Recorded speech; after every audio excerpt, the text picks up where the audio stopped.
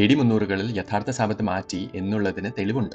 1-ാം നൂറ്റാണ്ടിൽ യേശുവും അപ്പസ്തോലന്മാരും 4-ാം കൽപ്പനയായ 7-ാം ദിവസത്തെ ശനിയാഴ്ച സാബത്ത് പാലിച്ചെന്ന് ബൈബിളിൽ തെളിവുകളുണ്ട്.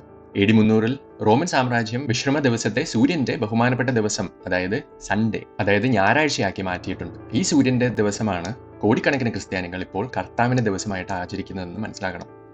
പക്ഷേ യേശു തന്നെ പറഞ്ഞിട്ടുണ്ട്, യേശുവാണ് സാബത്തിന്റെ കർത്താവെന്ന്. അപ്പോൾ യഥാർത്ഥ കർത്താവിന്റെ ദിവസം ഏതാണ്? ഈ വീഡിയോയിൽ യഥാർത്ഥ സാബത്ത് കൽപ്പന എവിടെയാണെന്നും യേശുവും അപ്പസ്തോലന്മാരും 7-ാം ദിവസം സാബത്ത് പാലിച്ചെന്നും റോമൻ എംപറർ കോൺസ്റ്റന്റീന്റെ പ്രഖ്യാപനവും, അതായത് ഞായറാഴ്ച അല്ലെങ്കിൽ സൺഡേയെക്കുറിച്ച് ലൗദീഷ്യൻ സിനോദ് യഥാർത്ഥ സാബത്ത് ലംഘിക്കാനെടുത്ത പ്രഖ്യാപനങ്ങൾ എന്താണെന്നും പിന്നെ റോമൻ മതവും ഡാനിയൽ പ്രവചിച്ച 4-ാമത്തെ മൃഗവും തമ്മിലുള്ള ബന്ധം എന്താണെന്നും ഞാൻ നിങ്ങൾക്ക് കാണിച്ചു തരാം. അപ്പോൾ അടുത്ത ചോദ്യമാണ് സാബത്ത് ദിവസം ഏതായിരുന്നു, അതായത് നമ്മുടെ 4-ാം കൽപ്പന അനുസരിച്ച് സാബത്ത് ദിവസം ഏതായിരുന്നു. അപ്പോൾ ആദ്യ സഭയ്ക്ക് ആഴ്ചയിലെ 7-ാം ദിവസം, അതായത് ഇപ്പോൾ ശനിയാഴ്ചയായിരുന്നു സാബത്ത് ദിവസം.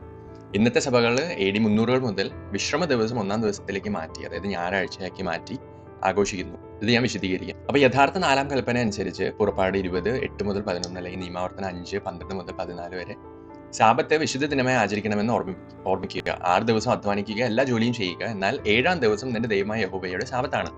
അന്ന് നീയോ നിന്റെ മകനോ മകളോ ഒരു വേലയും ചെയ്യരുത്. അപ്പോൾ 7-ാം ദിവസം എന്ന് പറയുന്നത് നമ്മുടെ ശനിയാഴ്ചയാണ്, ഇപ്പോഴത്തെ നമ്മുടെ ശനിയാഴ്ചയാണ്. ആൻഡ് ബൈബിളിൽ എവിടെയെങ്കിലും സാബത്ത് എന്ന് എഴുതിയിട്ടുണ്ടെങ്കിൽ അത് 7-ാം ദിവസം സാബത്താണ്, ശനിയാഴ്ച സാബത്താണ്. പിന്നെ മറ്റ് സാബത്തുകളുണ്ട്. ഈ തിരുനാളുകൾ, ലേവ്യർ 23-ലെ തിരുനാളുകൾ, അതായത് ഹൈ സാബത്തുകളാണ്. അപ്പോൾ നമ്മൾ മനസ്സിലാക്കണം, ഇത് ദൈവം സ്വന്തം വിരലുകൾ കൊണ്ട്, സ്വന്തം കൈകൾ കൊണ്ട് എഴുതിയതാണെന്ന് ഇവിടെ പുറപ്പാട് 31:18 പറഞ്ഞിട്ടുണ്ട്. ഇനി യേശു ദൈവകൽപ്പനയായ സാബത്ത് ആചരിച്ചോ എന്ന് നമുക്ക് നോക്കാം. ലൂക്ക 4:16. യേശു താൻ വളർന്ന സ്ഥലമായ നസറത്തിൽ വന്നു. പതിവ് പോലെ ഒരു സാബത്ത് ദിവസം അവൻ അവരുടെ സിനഗോഗിൽ പ്രവേശിച്ച് വായിക്കാൻ എഴുന്നേറ്റ് നിന്നു. മത്തായി 12:8. എന്തെന്നാൽ മനുഷ്യപുത്രൻ, അതായത് യേശു ക്രിസ്തു, യേശു മിശിഹ സാബത്തിന്റെയും കർത്താവാണ്. അപ്പോൾ യഥാർത്ഥ കർത്താവിന്റെ ദിവസം ഏതാണ്? സാബത്താണ്. ഇനി അപ്പസ്തോലന്മാരും ആദ്യ ക്രൈസ്തവ സഭയും സാബത്ത് ആചരിച്ചോ എന്ന് നമുക്ക് നോക്കാം. അപ്പസ്തോല പ്രവർത്തനങ്ങൾ 13:42-44. ഇക്കാര്യങ്ങളെല്ലാം അടുത്ത സാബത്തിലും വിവരിക്കണമെന്ന് അവർ പുറത്തു വന്നപ്പോൾ ആളുകൾ അവരോട് അപേക്ഷിച്ചു. ആരോട്? പൗലോസിനോട്. അടുത്ത സാബത്തിൽ ദൈവവചനം ശ്രമിക്കാൻ നഗരവാസികൾ എല്ലാവരും തന്നെ സമ്മേളിച്ചു. അപ്പസ്തോല പ്രവർത്തനങ്ങൾ 17:2. പൗലോസ് പതിവനുസരിച്ച് അവിടെ ചെന്ന് 3 സാബത്തുകളിൽ വിശുദ്ധ ഗ്രന്ഥത്തെ അധികാരമാക്കി അവരോട് സംവാദത്തിൽ ഏർപ്പെട്ടു. ശ്രദ്ധിച്ചു, 3 സാബത്തുകൾ. അപ്പസ്തോല പ്രവർത്തനങ്ങൾ 18:4. എല്ലാ സാബത്തിലും അവൻ, അതായത് പൗലോസ്, സിനഗോഗിൽ വെച്ച് സംവാദത്തിൽ ഏർപ്പെടുകയും യഹൂദരെയും ഗ്രീക്കുകാരെയും വിശ്വസിക്കാൻ പ്രേരിപ്പിക്കുകയും ചെയ്തു. ഇതൊരു റഫ് ടൈം ലൈൻ ആണ്. ഈ പുറജാതീയ റോമൻ ആചാരങ്ങൾ, ഇപ്പം ഞാൻ ഈ ഒരു കോണ്ടെക്സ്റ്റിൽ സാബത്തിനെ കുറിച്ചാണ് പറയുന്നത്. പുറജാതീയ റോമൻ ആചാരങ്ങൾ ക്രൈസ്തവ സഭയിൽ കയറിയത് എപ്പോഴാണെന്ന്. അപ്പം ഇത് നമുക്കറിയാം, യേശുവിൻ്റെ മരണവും പുനരുത്ഥാനവും ഈ സമയത്താണ്, AD 30 ഏകദേശം. അപ്പോൾ വിശ്രമ ദിവസം യേശുവിൻ്റെ സമയത്ത് 7-ാം ദിവസം നമ്മുടെ ശനിയാഴ്ച സാബത്തായിരുന്നു. അപ്പോൾ യേശുവിനും അത് 7-ാം ദിവസം സാബത്തായിരുന്നു. യേശുവിൻ്റെ ശിഷ്യന്മാർക്കും അത് 7-ാം ദിവസം സാബത്തായിരുന്നു. യേശുവിൻ്റെ ശിഷ്യന്മാരുടെ ശിഷ്യന്മാർക്കും അത് 7-ാം ദിവസം സാബത്തായിരുന്നു.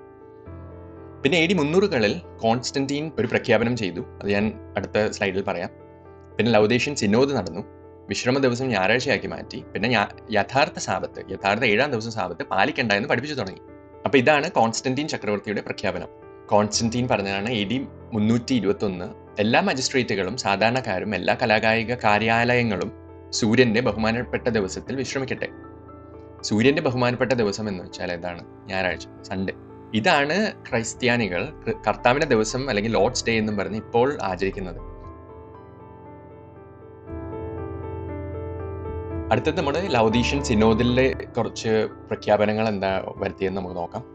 അപ്പോൾ കാനൻ നമ്പർ 29 പറഞ്ഞെന്താണെന്ന് വെച്ചാൽ, ക്രിസ്ത്യാനികൾ സാബത്തിൽ വിശ്രമിക്കുന്നതിലൂടെ യഹൂദമതം സ്വീകരിക്കരുത്. നിങ്ങൾ മനസ്സിലാക്കുക, ഇത് AD 300-കളിൽ പ്രഖ്യാപനം നടത്തിയതാണ്.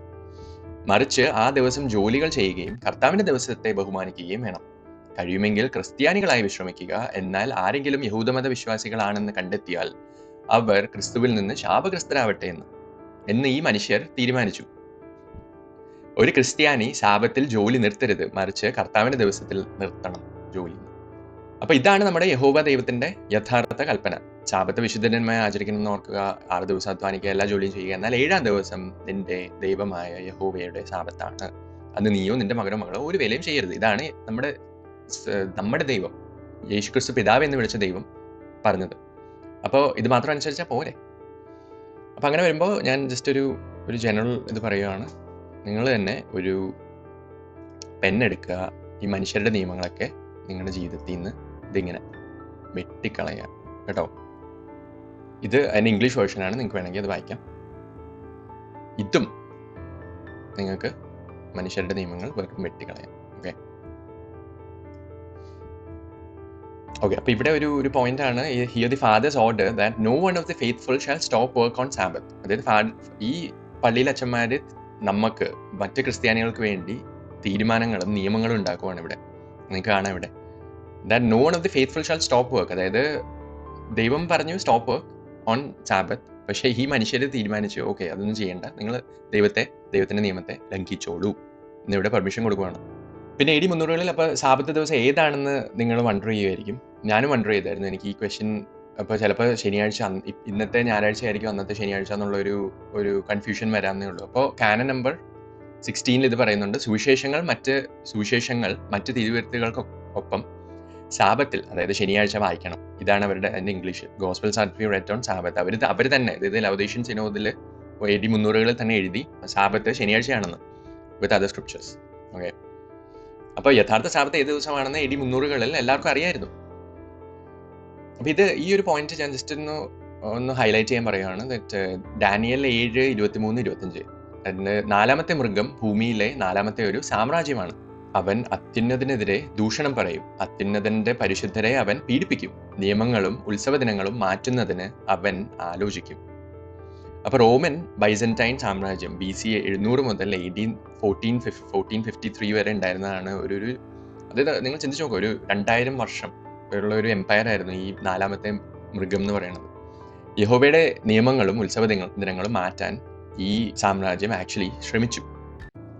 റോം അവരുടെ പുറജാതീയ ആചാരങ്ങൾ, ആരാധനാ രീതികൾ ക്രിസ്തുമതത്തിലേക്ക് കൊണ്ടുവന്നായിരുന്നു. അപ്പോൾ ഏകദേശം AD 49 നമ്മുടെ പൗലോസ് ഒരു കാര്യം എഴുതിയായിരുന്നു. പൗലോസ് പറഞ്ഞതാണ്, ഞങ്ങൾ നിങ്ങളോട് പ്രസംഗിച്ചതിൽ നിന്ന് വ്യത്യസ്തമായ ഒരു സുവിശേഷം ഞങ്ങൾ തന്നെയോ സ്വർഗത്തിൽ നിന്നൊരു ദൂതൻ തന്നെയോ നിങ്ങളോട് പ്രസംഗിച്ചാൽ അവൻ ശപിക്കപ്പെട്ടവനാവട്ടെ. അപ്പോൾ നിങ്ങൾക്ക് മനസ്സിലായി, ഈ സാബത്ത് മാറ്റണത്, സാബത്ത് 7ാം ദിവസത്തിൽ നിന്ന് 1ാം ദിവസം ആക്കണത്, അല്ലെങ്കിൽ വിശ്രമ ദിവസം 1ാം ദിവസത്തിലേക്ക് ആക്കണത് ഒരു വ്യത്യസ്തമായ ഒരു സുവിശേഷമാണ്. AD 300-കളിൽ ഇങ്ങനെ പല മാറ്റങ്ങളും സംഭവിച്ചായിരുന്നു. യേശുവും അപ്പസ്തോലന്മാരും നടത്തിയ ആദ്യ സഭയും ഇന്നത്തെ സഭകളും തമ്മിലുള്ള ഒരു 21 വ്യത്യാസങ്ങൾ ഞാൻ ഈ വീഡിയോയിൽ ഡിസ്കസ് ചെയ്യുന്നുണ്ട്.